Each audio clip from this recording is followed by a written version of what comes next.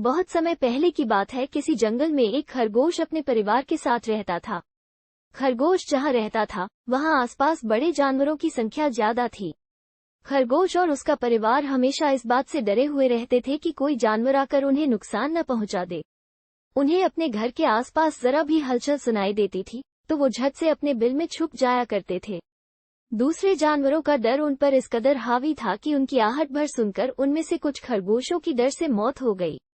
ये सब देखकर खरगोश बड़ा परेशान रहता था। एक दिन घोड़ों का दल उनके घर के पास से गुजरा। घोड़ों की आवाज सुनकर सभी सहम गए और हमेशा की तरह अपने बिल में छुप गए। डर से पूरा दिन कोई बिल से बाहर खाने की तलाश में भी नहीं गया।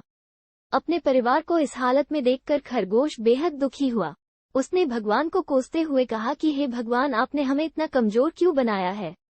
इस तरह जीने का क्या फायदा, जिसमें हर दिन अपनी जान को लेकर डर और भय बना रहता है। तभी सारे खरगोशों ने मिलकर फैसला किया कि हर समय डर और भय के चलते बिल में छुपकर रहने से अच्छा होगा कि सब मिलकर एक साथ अपना जीवन त्याग देते हैं। सभी खरगोश इकट्ठे होकर आत्महत्या करने के लिए नदी की ओर निकल गए। नियत समय पर खरगोश और उसका पूरा परिवार नदी के पास पहुंचे। नदी के पास कई सारे चूहों के बिल थे। जब चूहों ने खरगोशों को आते देखा तो वो सभी डर गए और इधर उधर भागने लगे। कुछ चूहे बिल में घुस गए तो कुछ नदी में गिरकर मर गए।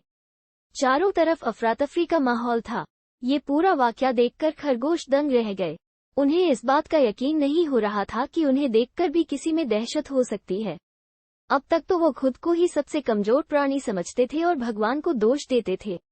अब खरगोशों की समझ में आ गया था कि भगवान ने दुनिया में अलग अलग खासियत के साथ जीव जंतु बनाए हैं। जो जैसा है उसे वैसे ही स्वीकार करना चाहिए।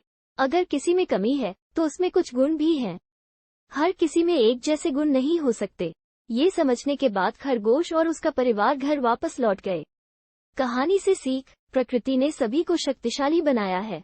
बस फर्क इतना है कि सभी अलग अलग क्षेत्र में अव्वल होते हैं। इसलिए हमेशा कमजोरी से भागने की जगह उसे ही अपनी ताकत बनाएं।